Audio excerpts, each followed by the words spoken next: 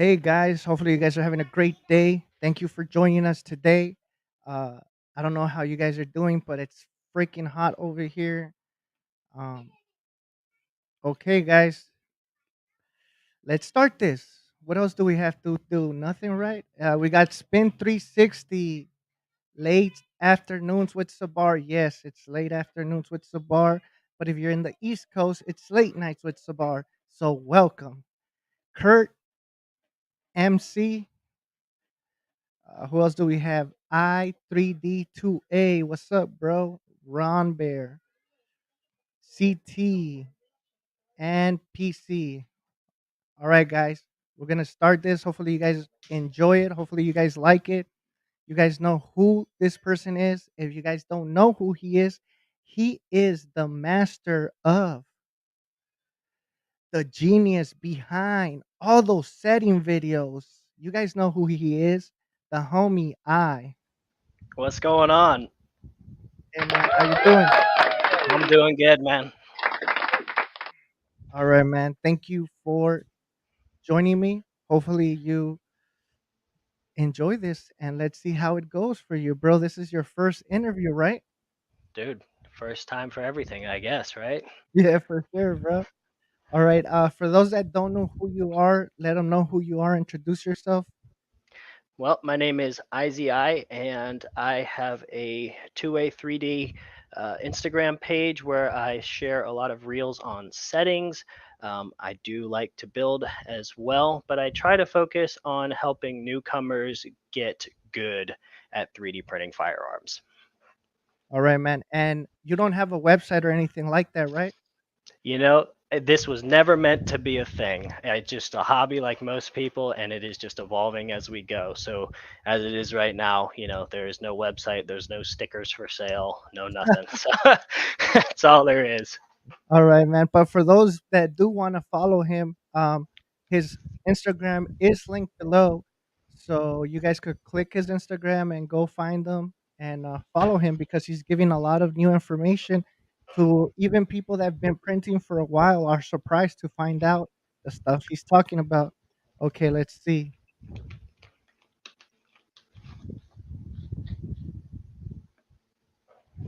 Yes, bro, for sure. You need to follow this man right here. I know you just got a printer. Go watch his stuff. He's gonna man, this guy has so much info that me and my homie last time were watching your stuff, bro. And my homie hits me up and he's all like, I think it was something about it extruding, right? And Hmm. and he was like, hey man, have you done that? Have you done your E settings or something like that? And I'm like, nah, I don't think so, bro. I need to check. And my homie went and he checked, and I think it took him like a day to figure it out. Yeah, there's so many little things. It's hard to I need to organize myself because there's so many little things that are beneficial for people that you want to help create a foundation of knowledge for people to be able to solve their problems, and so I need to get organized so that I can really create a step by step for everybody getting started. We lost you again. Am I back? You're back now. There you go. All right.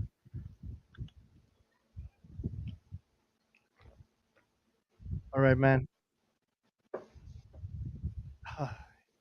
Is there a lot of noise or no on my end? No, no, you're good. Is there noise on my end? No, no. I think it's I think it's my cable. I need to buy a new cable later on when I get off. Okay, so let's talk about how did you. First of all, I always ask this question. How did you? Where was your family big in 2A? Like, did you grow up with 2A around you, or no, you didn't? So I didn't get into guns until I was in my late 20s. However, my family has always been a very, um, we'll say, a constitutionally based family. So even though, for myself growing up, I didn't own guns, I always looked at guns and went, these are important. they matter. You need to protect people's rights to own them. So I conceptually I understood the value behind the Second Amendment. And so, and obviously you'd go to gun ranges and you'd rent guns and stuff. So you shot them and things like that. But it wasn't until I was older that I started, getting into it myself. And, of course the family owned guns and things, but it wasn't like this big thing for us. We weren't like the, oh yeah, we're a gun family. It was more like a, no, we're a family that believes in protecting people's rights. We're a family that believes in leaving people alone, and we're a family that doesn't support overreaching government. And we understood that the Second Amendment was what protected that. No, man, that's right. People don't understand that being pro 2A is actually being pro freedom, right? A lot of people, a lot of people don't understand that. I don't know if they don't read history or what the problem is, but they don't realize that every time in history, when a government starts taking away freedoms, one of the last freedoms to go away is owning a firearm, being able to defend yourself. People don't understand that, man. That's right. Your ability to either enforce what you believe or protect what you believe all comes at the barrel of a gun. Correct. Whether when you boil it down to brass tacks, it's not a pretty truth. But if I want to force you to believe what I believe, I need a firearm to do it. And if you want to defend yourself from me forcing you to believe what I believe, you need a firearm to do it. Yeah, people don't understand that, bro. It's crazy, but I mean, hopefully we end up waking up more people, and we wake up more people to have them to be able to print at home. Like you could do this at home, guys. hmm All right, man. I have a question for you, and the question is, how did you get into 3D printing? How did it start for you? So 3D printing is it probably was YouTube. You see, or Instagram, you start to see like shorts on it. You start to see 3D printers popping up. And being somebody, I'm a carpenter by trade. I'm mechanically minded, so hands on stuff I love, tinkering with things I love. So 3D printed always attracted me, right? But I Yeah. knew nothing about it. And one day I just, like last year, I got for my birthday a bunch of Amazon gift cards because, as you get older, that's what people do. Yeah. It's And I either was like, Starbucks or Amazon or that's Target. right. So I was like, well, shoot, it's only going to cost me like $30 to go get a doggone 3D printer. If there's Yeah. ever a time to make the dive into something you don't know, now's the time. And that's, I went and I just, no clue what I was doing. I bought an Ender 3 V2. I think I just happened. The reason I bought the Ender 3 V2 was because I noticed that there was a large amount of content on YouTube on the Ender machines. And so I was like, well, at least I'll be able to have somebody show me machine for machine, what I'm doing. And so that's why I bought that Correct. machine. And so I jumped in with no knowledge whatsoever. Yeah, man. There's something about those Ender threes, right? Um, Everybody was talking about them. Like you said, there's a lot of content in the community, and it's a good machine. To be honest, it's a workhorse. I think people don't realize that once we start messing with them, that's when they start acting up. Right? You should, if I had a timeline of, I have dissected that poor Ender and done so many things. It has gone back and forth between Bowden to direct drive to Mhm. multiple Z-axis. I dude, and maybe that's helped me learn a lot about printing. But I have abused that poor machine, because it's not been great. But but hey, it helps you learn. See, Yeah, yeah, he and has one. He told me one. Go you're ahead, gonna man. you're gonna enjoy it. All right, man. So then when did you find out like, hey, I could actually print guns with this machine or lowers or parts? So I knew I could do that right away. And obviously, because I was on YouTube a lot, I saw a lot of PSR's content. And one of the things I think we have to credit PSR for is that he is very good at drawing people into the community. Obviously he's not out designing things for us and stuff. Once you get into the community, you kind of start to realize like, oh, these guys are the ones that are like pushing this thing, right? But Yeah, what PSR does is he's like the Blue Angels. They don't go to war, but they go and fly all these shows, and people are like, man, I want to be a pilot. And yeah, so that's what PSR does, and you got to credit him for that.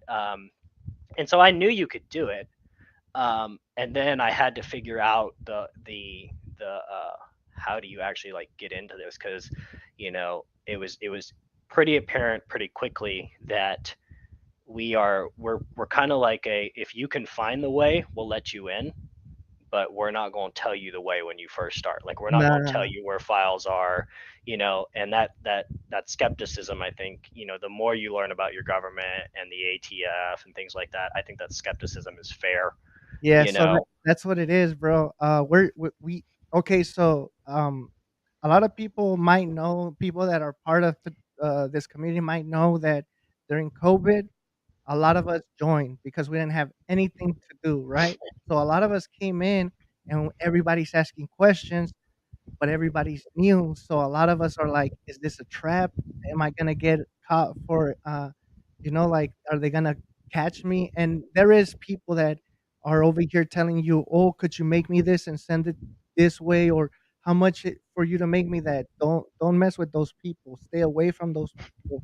Anybody that's in this community is not gonna ask you to make them anything, um, or they're not gonna ask you to ship them anything because we know the laws. We don't know if what we're doing is illegal in your state. It shouldn't be, but there's laws out there, and a lot of us are not gonna break them. Yeah. I mean, and at the end of the day, if it's a felony for me, it should be a felony for the government for trying to get me to commit that felony. Correct. But that's a hill that we'll live and die on right there. But I've blocked people who genuinely wanted, you're blocked already. You're blocked. Who You just they started genuinely following them.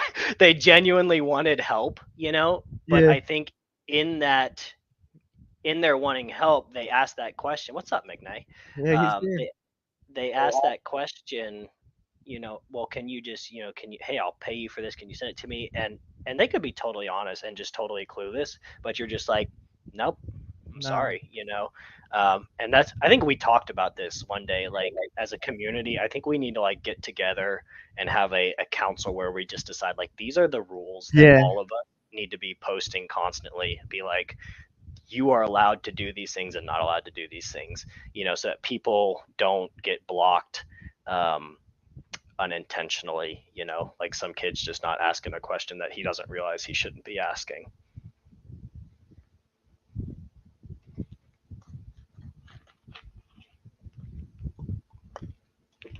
Do we lose Savar again? You guys want me to sing you a song? I'm back, bro. Okay. Something. I think there was like an accident a couple feet away from me or something. So now everything's slow, right? Okay, no, I'm back. All right, go ahead, It's bro. all those Yeah, we electric cars it's all those electric cars they're trying to run in California, man. It's killing your grid. bro. And now you know what they said, bro. Let me talk about this real quick, and then we'll talk about what you were talking about. So now they're trying to push the electric car things in California, right? Well, now they're complaining because our electrical system is messed up in California. Now they're saying that you can't charge your electric cars in California because of the power grids might get overwhelmed.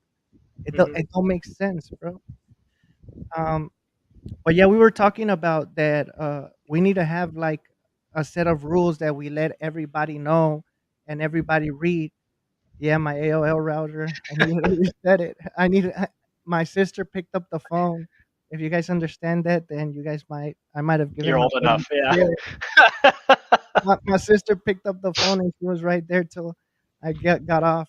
Um, let's talk about your first experience 3D printing. Like, what was it that you first started printing, man? So the first thing I tried to print was the stuff that comes on the machine, of course.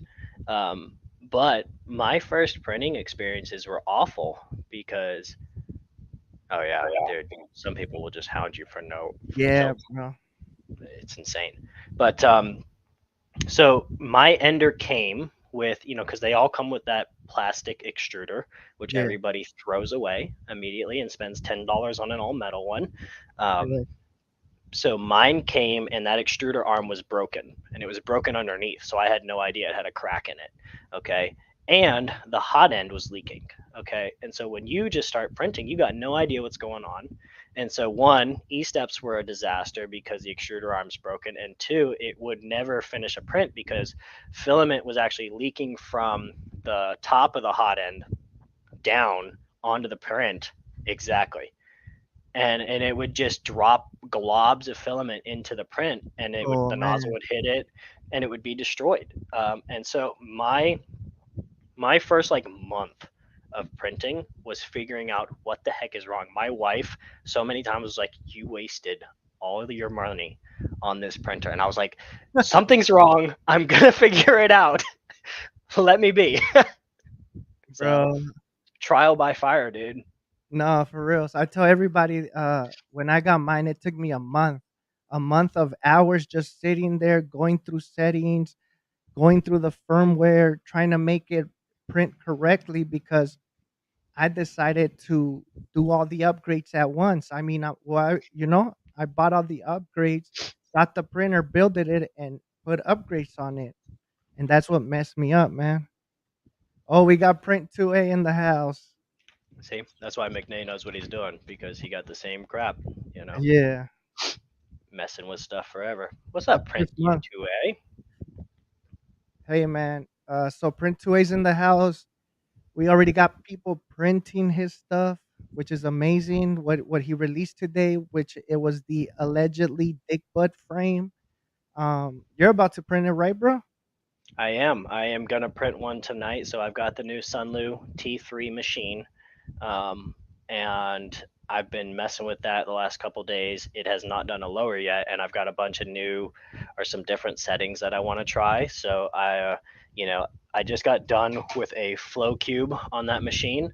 Um, And once I get done with my initial calibration stuff that I do as I set up a profile, because this machine has never run eSun before and it's got a Correct. brand new roll of eSun.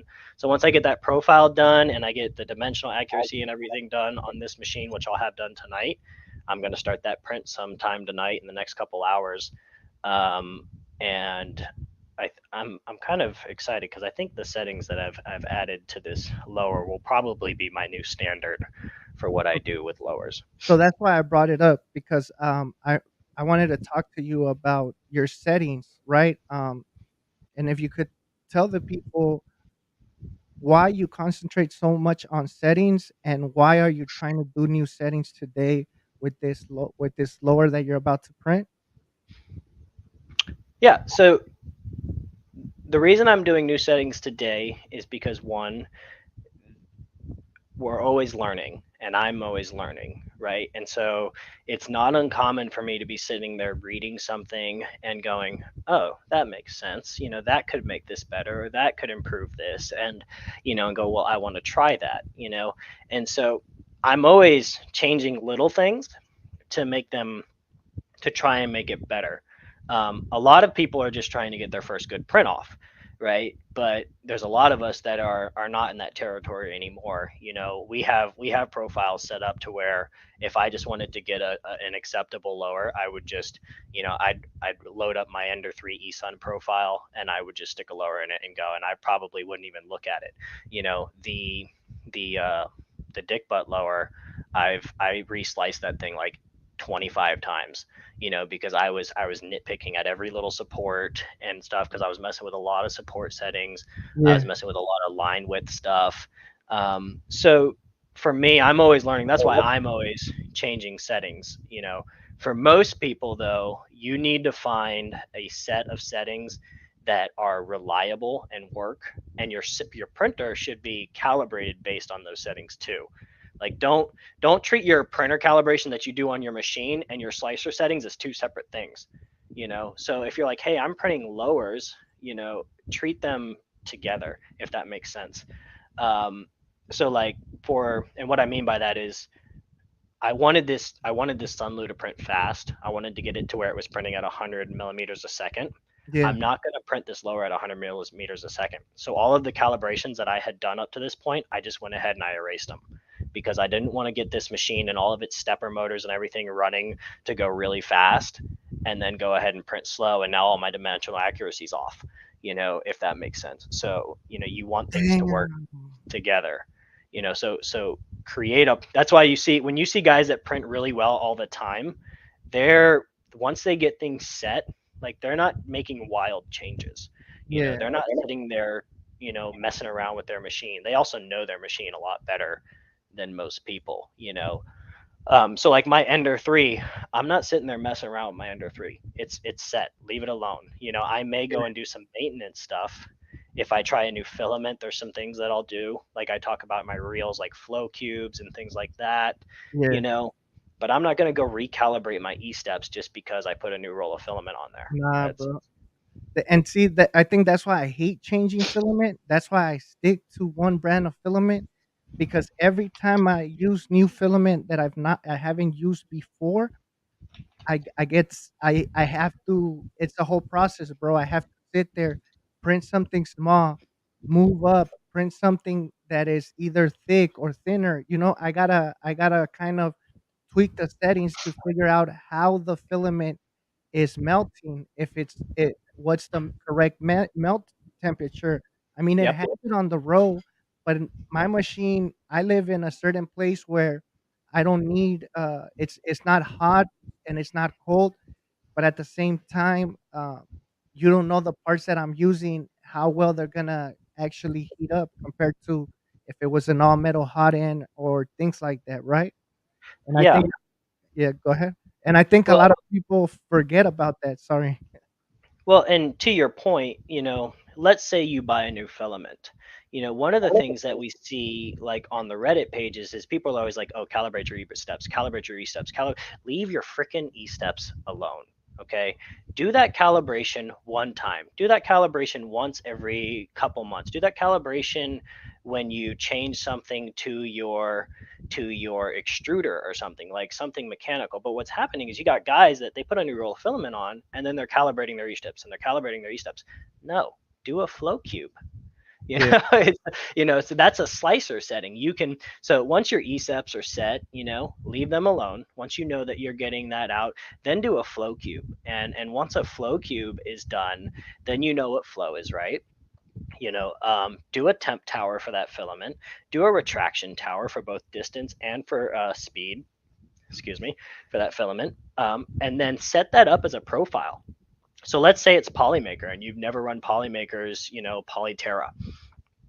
Do all of those, do a flow cube, do a temp tower, do retraction for speed, retraction for distance, hey, save those hold settings on, as a bro. profile. For those that are new to printing, and even if you're not new to printing, you should be writing some of this stuff down that he's saying. I would take out my pen and my pencil or write it down in your phone because he's giving you a lot of important information. So let's say, for like a beginner printer, somebody that's gonna start, this is pretty much what you recommend for them, correct? Correct. Yes. So setting up a profile setting up my profile, for each filament. So that way, if I switch between eSun and Polymaker, which I will do because I like both filaments, I'm here. I have profiles for those two filaments, and I don't need to rerun all those calibrations unless I see something visually wrong.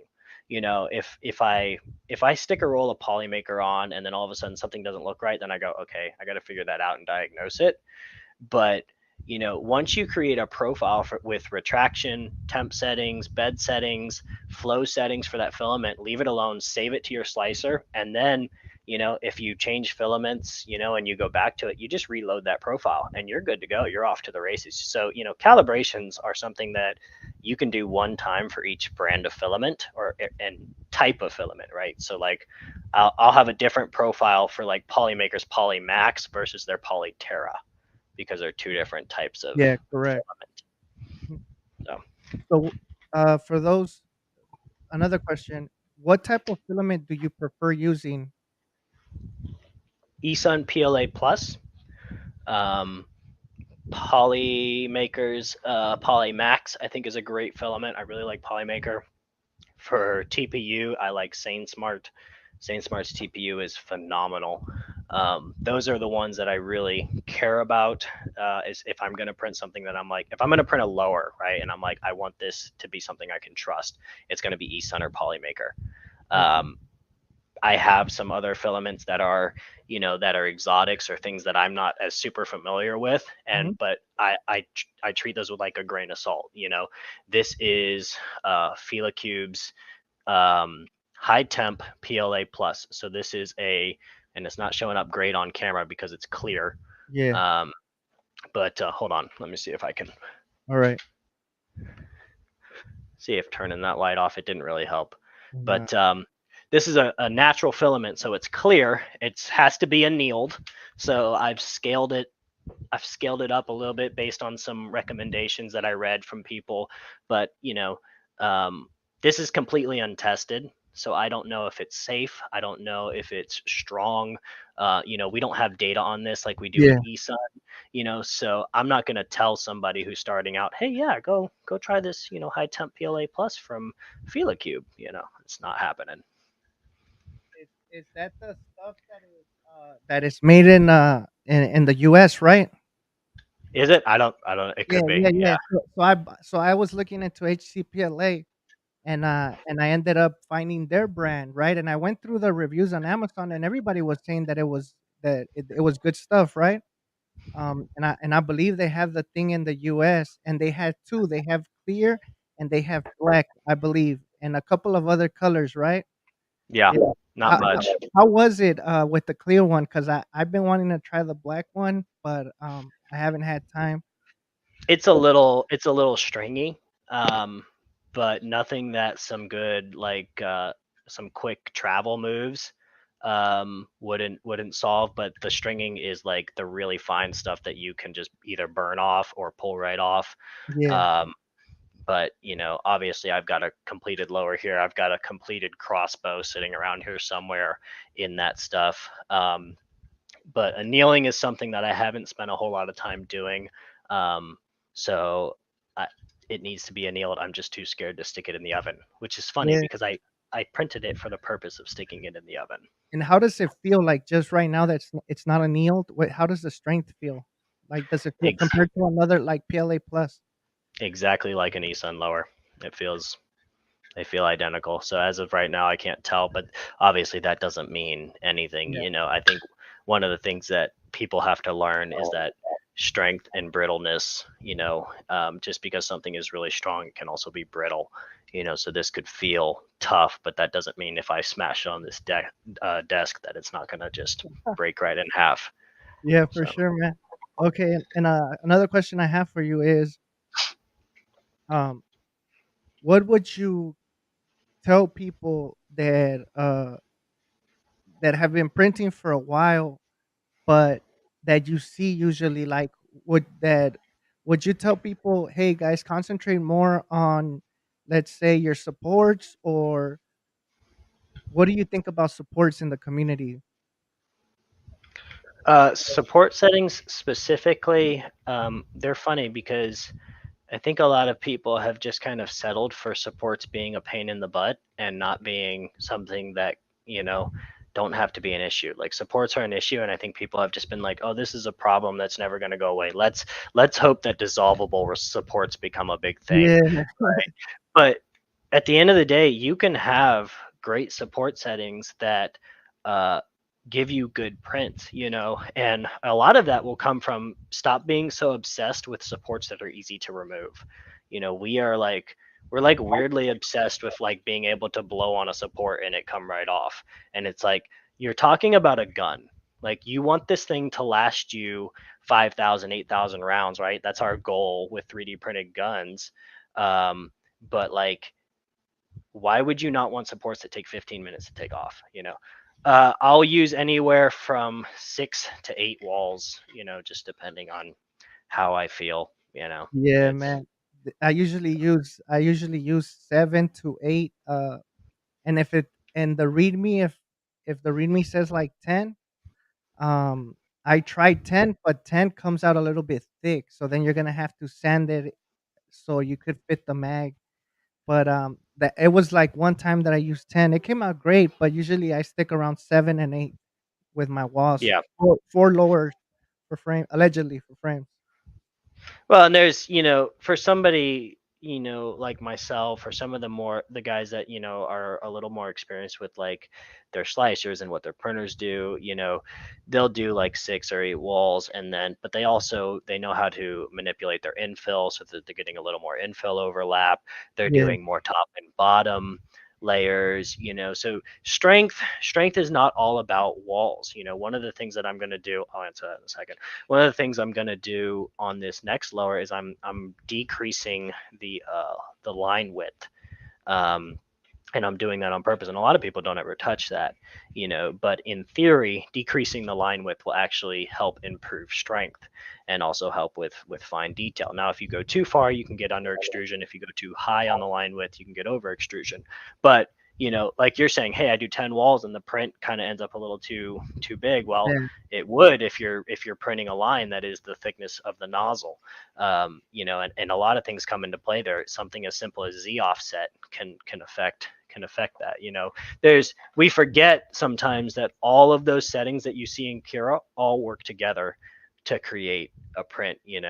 Um, and that's why I would recommend something like the settings extension on Cura, because it will tell you, hey, this setting also affects all of these settings, and that's important.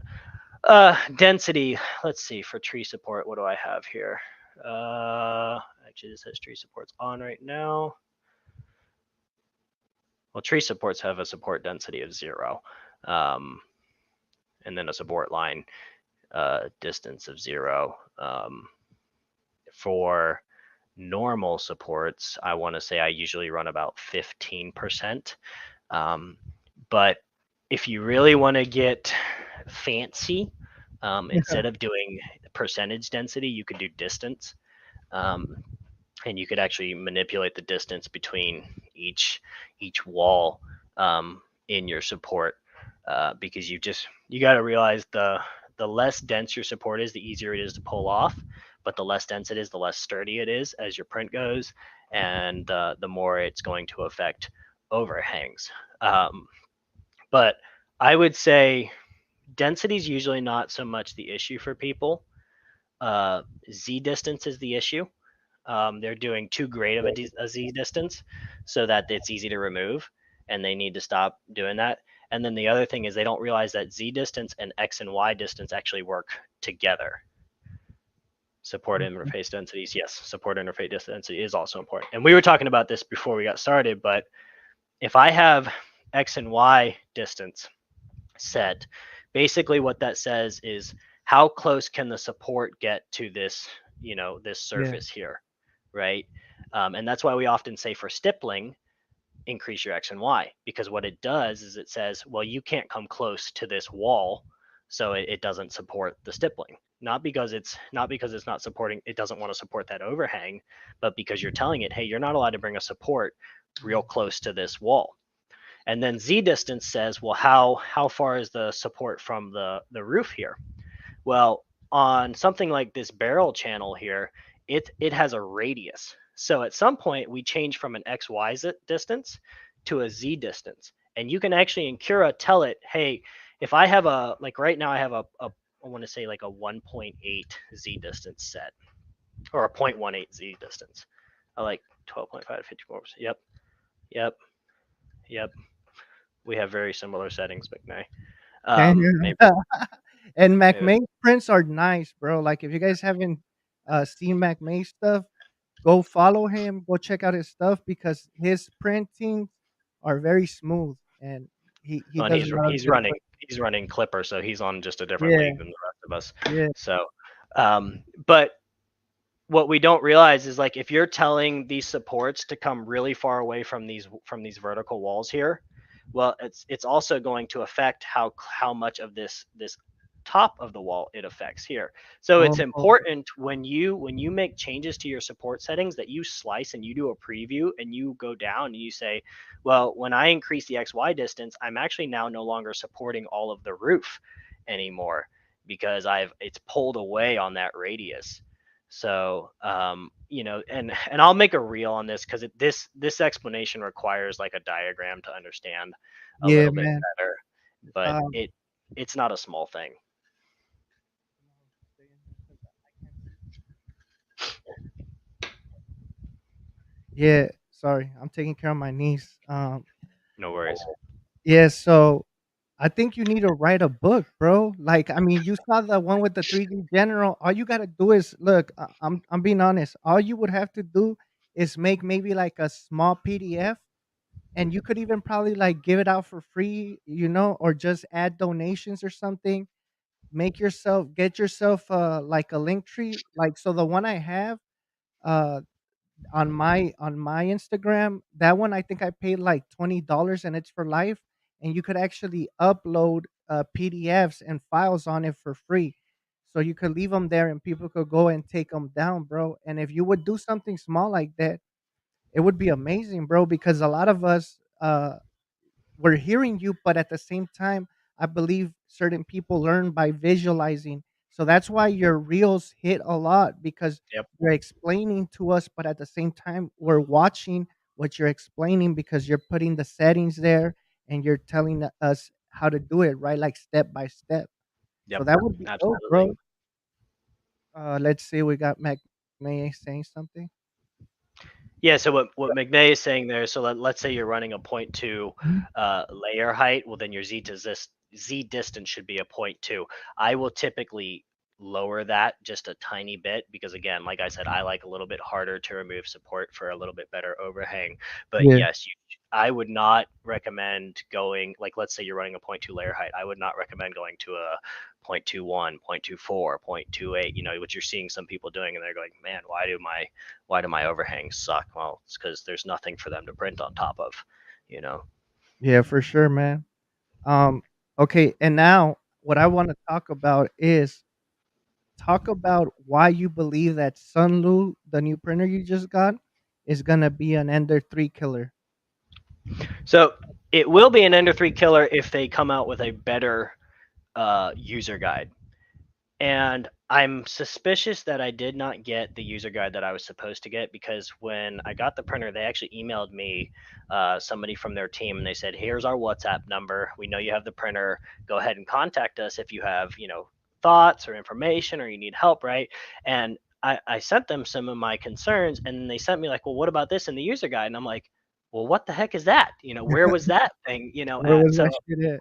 and a lot of times when we're getting these machines from China, you know how it is when you get like Chinese instructions that have been translated to English or whatever, they don't always the language barrier doesn't always translate well, or whoever did it just didn't do an amazing job. But like the what will make this, and this is going to be true for a lot of brands. So the draw for Creality is that they have dominated the social media space. So there is a ton of content on their machines. And so they were smart. Just like what makes Beats such a popular set of headphones? Because LeBron James wears them, and Lil Wayne wears them, and every single artist wears them. And that's why they cost so much money. Does it mean they're the best set of headphones? No, you can go on Nah, Amazon and spend a third of the cost and get the same quality. But hell it's no. not it's not so, and that is exactly what Creality has done. They went to all of the social media influencers, and so you have all this content. It got me, it gets everybody. And to be honest, it's fair because there's not a whole lot of help from these user guides that come with these printers. They're kind of expecting you to know, which just isn't right at these price points because these are entry level price points. These should have entry level instructions. Correct. So, what makes it an Ender killer? So, if we're comparing these two machines between the Ender 3 V2 and the Sunlu T3, they have essentially the same exact price point. However, Ender 3 V2 plastic extruder, Sunlu T3 all metal dual gear extruder, Ender 3 V2 no Z-axis fan. T3 has a Z-axis fan to keep that separator motor cool.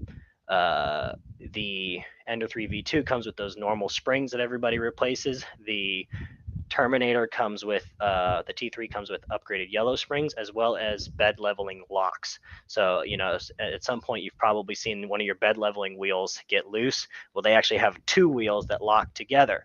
Uh, The V2 is a Oh, silent printer. The Sunlu is quieter, but they're both silent printers. The V2 does not come with a bed probe. The T3 comes with a bed probe.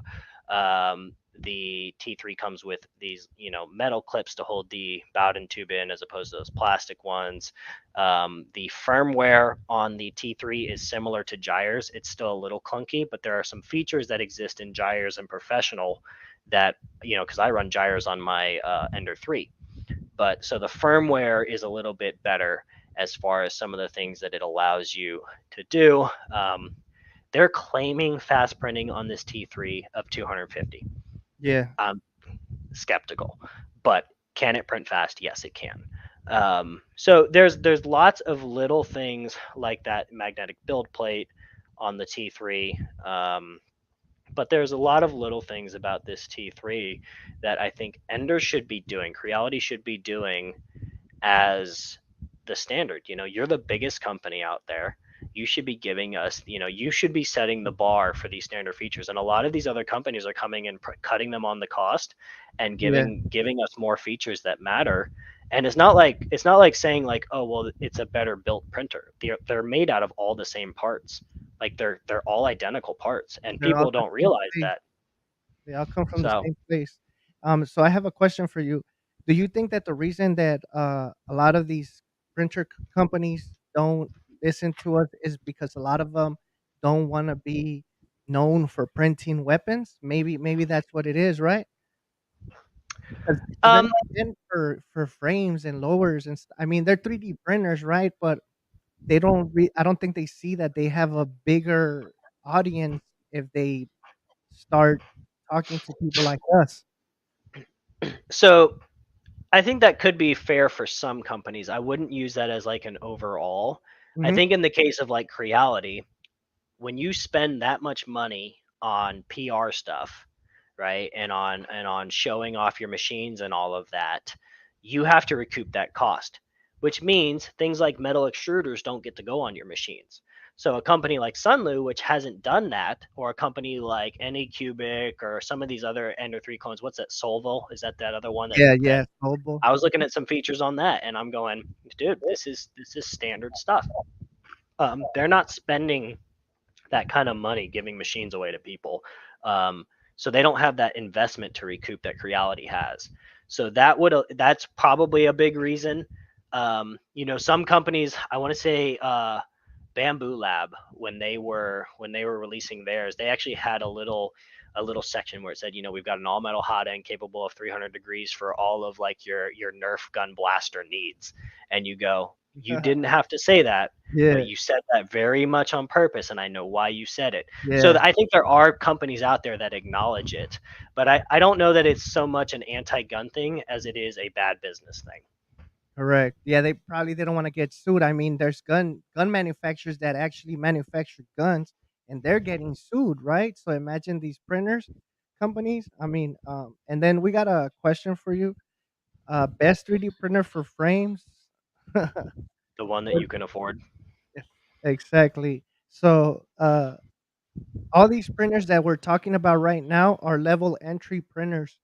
Ender, uh, the one that he's talking about, the Sunlu, what was it? What did we say? Solvo or whatever? Yeah, Solvo, I think is what Yeah, it is. Yeah. that one's also entry printer. So any printer in reality that cost is 300 and under, you could print frames with. I mean, just don't get that the build plate. Make sure that the build plate is a proper size, but you Yeah, don't. don't go smaller than an Ender's build plate. That's Yes. it's the minimum. And then MC has a question for you. How Uh, I was laughing about this the other day because I was talking to my mom, and I was like, because I had to print something for like work or whatever. I was like, I almost forgot that you could actually use your printer for things other than guns.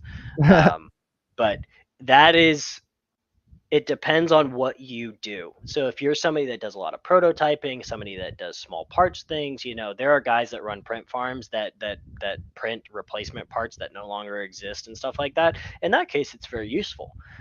For a lot of people who just go and buy a 3D printer and they don't care about things like guns or running a print farm, or they're not an engineer or a designer, then I mean, they're printing, print and place dragons and things like that, which at the end of the day, what's the real world value? You could buy that, from Oriental Trading for 50 cents. So, Yeah, man. I mean, look, I think a 3D printer is valuable for printing like knobs and stuff like that that you need to replace. I mean, I do key fobs all the time. yep. The thing is that if you know CAD, it's gonna be way more helpful. So if you sit there and learn CAD, you could design it way better. Hold on. Yep. Yeah, if you wanna go.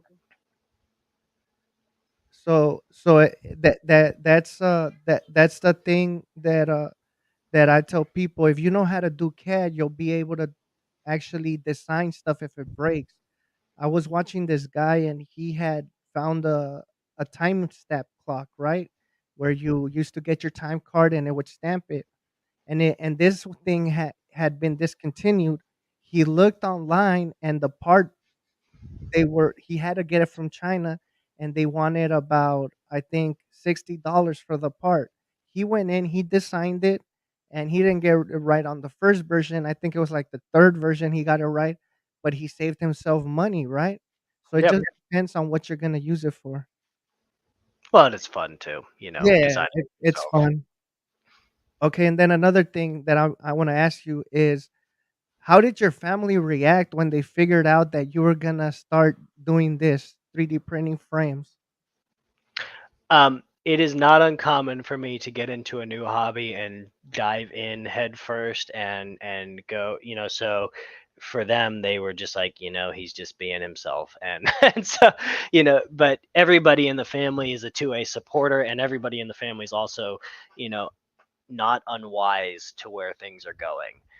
So while there is a big portion of this that is all about just being a hobby and being fun and all this, there's also a portion of this where when you take a step back and you think about it from a sober mindset, that you go, this could really matter one day. Are we quite there yet? No, not quite. I think it's important to acknowledge that civil disobedience is a very intentional thing. It's not something you do haphazardly. It's something that you do with real intention. And there may come a day soon where these printers are doing more than just being a cool hobby. Um, but for now, it's fun to print, guns in ridiculous colors and do dick butt frames and things like that. Yeah, But there may come a day when a dick butt frame is doing more than just being fun and cool, right. and so that's a hard reality. Um, but for now, thankfully, we're not quite there yet. But looking, when you get into this community and you start following the groups that really push the two-way um, advocacy, you start to realize the reality. And yes, innovation does have to start somewhere. And that's why, Sabar, we talked about this, where we were talking about making it easy for people to get into the community, Correct. because the easier it is for somebody to start, the more likely we are to see somebody get started that creates the next thing. Yeah. So, I'm not an amazing designer. The chances of me just being super innovative about what I create are slim. But I can use my knowledge about printing to make some kid or some guy that used to be an engineer and now wants a hobby that's going to be like, hey, I can solve a lot of these problems. I can design a lot of these cool things that you're going to need. And that's why it's important that we don't have gatekeepers in this community, but Exactly. rather we help people get started. Facts, bro. And I agree with everything you said, bro. Like that's why I brought you in the show, right? Because I remember when we were talking and you were telling me like, "Oh, I don't know. I'm kind of new." And I told you, "Yeah, bro, but you're doing a lot of things that people have been in the community for years, bro, and are taking your advice because not every a lot of us just jumped in, right? Well, yeah, in the beginning, we're gonna do research, and I think that's how a lot of us treat life, right? When we're interested in something, we do a lot of research. Once we feel we've got it figured out, we don't even look at it no more. We just have our settings set. We keep doing the same thing over and over. It becomes repetition more. than a hobby, and we forget why we started this. We started this because we loved it and we were excited. Now we're just doing it to do it. And having you here guiding people and teaching them about settings and explaining to them this and this all connects is something that we lack sometimes. Yes, we have people like the 3D print general, control control Pew that does it, and they all have videos, but at the same time, the way you jump into it is more in, how could I say, it's more in detail, bro. Like, I could see your video and you explain everything right, and I could jump in and go look for the stuff. I think we need a balance in the community, right? We need the people that are gonna talk about settings, the people that are gonna design, and we're gonna need the testers and the people that print the stuff, right? That's what makes everything go full circle. Yep, absolutely. Yeah. And then MC saying sometimes just hearing a different perspective or a different explanation to the process will ignite it, imagine in others in a profound way. Thank you. Yeah, man. Correct. Yeah. You know, you were remember when the Houston buyback happened and the guy went and sold all those harlots and liberators and made all that money. Yeah. Trophy Trout, he talked, against that. And I chatted with him about it for a while, but then you got on his live and you mentioned how, it's nice that you can disagree with Trophy and but then everything's still fine. And he made an off the hand comment that was actually profound because it's true. He goes, "Well, yeah, we're a community, not a cult," and he laughed about it. And I heard him say that, and I thought, exactly, we are not a cult, we're a Yeah. community. So it's like Yeah. we have a lot of people that all come together and all do different things and all serve different praise. Yeah, I disagree with that. Yeah, so but that's a good thing, otherwise we become exactly like all the things that we hate when everybody has to be the same, doing the same thing. You know what, we joke about things like rails up, rails down. I Yeah. don't care, put a stinking gun on your printer. Yeah, that's what it's all about, man. It's about printing, putting that gun to work, and putting your printer to work, and doing what people are telling you you can't do. Come on, man. Uh, Building guns is nothing new. We've been doing this since the beginning of America. You know what I mean? How do you think guns were being built? They didn't have no factories. You know what I mean? That there was no manufacturing done. Everybody was building guns at their homes or wherever they could, right? Um, and at the end of the day, like he said right now, and like Trophy Trout said, we're not a cult. We're not. We all disagree. We all have issues, but at the end of the day, if we want to see the community grow, we need to stick together. If you don't like me, it's cool, man. Don't like me, but don't come into my personal space and disrespect me, right? Because I'm not gonna disrespect you back. But if you jump into my stuff and start talking smack, as a man, as a person, as a human being, I am gonna try to defend myself back, right? All right, man, and hopefully you guys Many enjoyed enemies. that rant. Oh, what is he saying? He's gonna prove to us that Are We Cool Yet is a cult. As long as they keep giving us cool firearms to print, we'll just ignore it. Yeah, Just bro, let it we're cool with as long as you guys keep get. I mean, come on, bro. The FN and then the FN90, and then Danny has that new launcher he's gonna come out with. Like that thing's Dude, amazing, Danny's bro. killing it. Like every time I see Danny's posts, I'm like, do you do anything else in life other than come up with really cool stuff to design? Exactly, man. All right, I have a question for you, bro. And I think you kind of answered it already, but I always ask the people, what do you want to see more in this community? You know what? I was actually thinking about this today. I want to see more ladies get in and create content specific for women. Um, and I was thinking about this because the guys have no problem getting on here and posting a picture of an AR-15, being held by a woman in a bikini. but we're a very heavily man dominated community because we post content that we like, and that's okay. But for the ladies in this community, there it's we don't want to be in a place to where they feel pressured to create content that we like.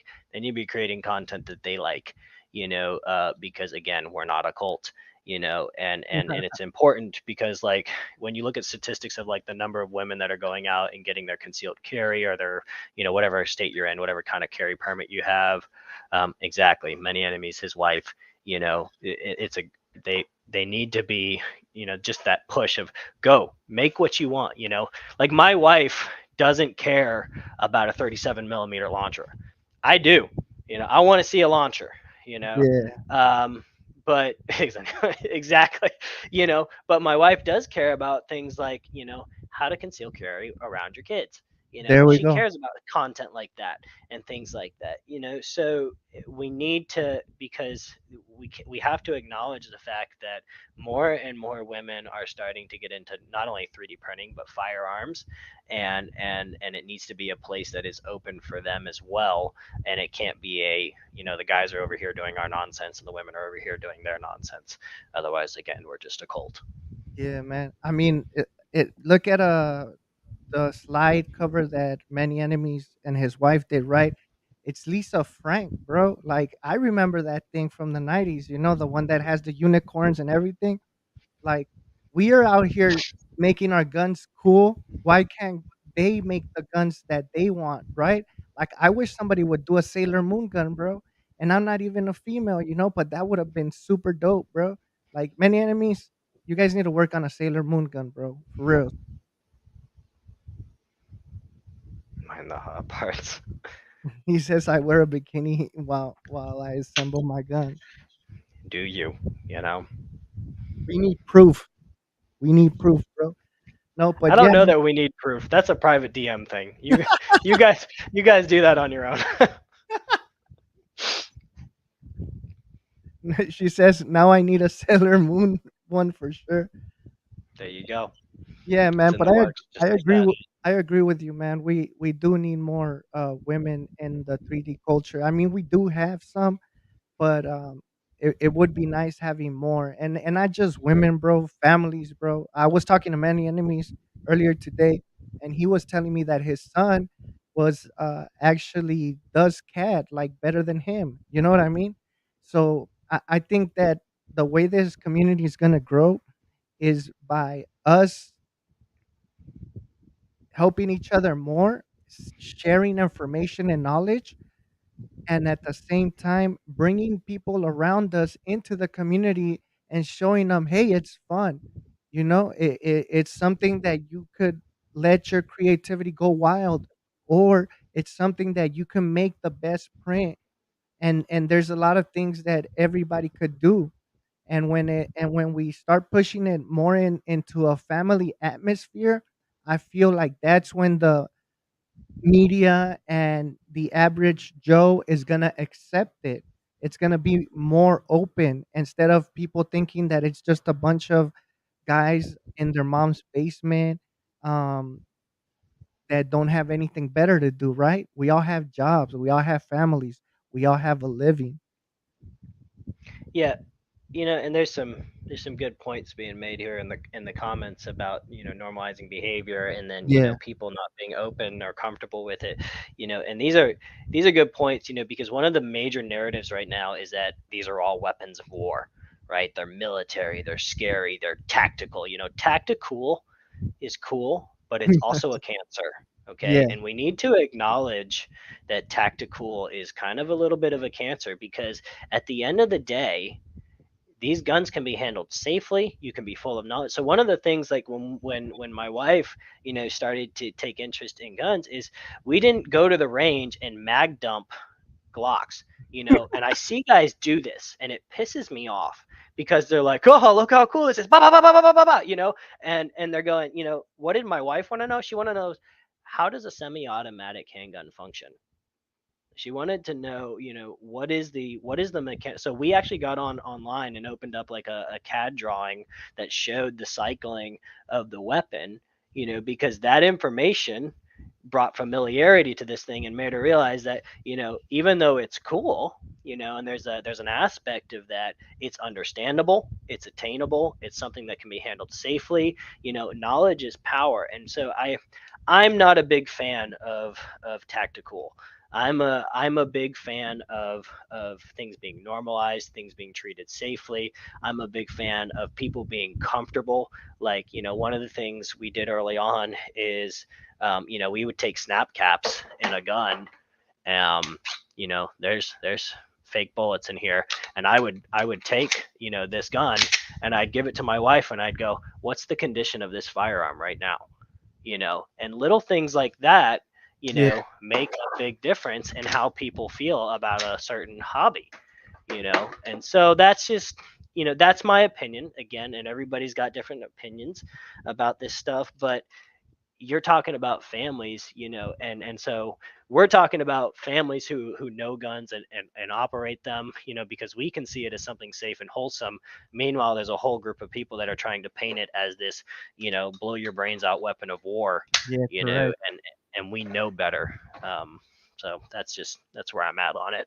Nah, man. I mean, you're right. Like, tactical, tactical, and tactical is cool, right? But not everybody sees it that way. And I think people. I like guns, bro. I like a lot. I like different type of guns, right? But when it comes to 3D printing, I like guns that are outrageous, that you could tell that they've been put in work. I don't want my gun black, bro. If I wanted my gun black, I would go and buy one at the store. Everything is black. I want something that's gonna blow my mind when I see it, man. I want something that's funny. Yeah, look, hold on. Let's see. Wait. There you go, Those colorful with Harambe. are pushing PLAs around bay sites. you know I get it. you know Yeah, man. there is a side of it that is fun like that. And I think we all could do it. Yes. So there's magnums for certain reasons, like many enemies said, to see if the frame is durable, things like that. And then there's magnums that you don't need to do. Right. Yeah, Yeah, and tailor I to think practical you've got to situation. be aware of what you're doing. Like, if I'm, like, for example, with this Smith and Wesson, when it got its first round shot, there was one bullet in the chamber. Mhm. That was it. I mean, there's one bullet in the mag. I'm sorry. Obviously, there's one bullet in the chamber. So, and the point was that it's the first bullet. We don't know how this printed gun's going to react. Everything is good on paper, but now it's time to pull the trigger in the real world. And so you go from 1 to 2 to 5 to a full mag, and you can begin to stress test them, right? But like Destiny's saying, if I'm at the range and I'm trying to get more proficient with my firearm, well, I'm going through my paces, because when the moment comes that I need to use that, I want to remember my training. I don't want to remember my 3D printing testing.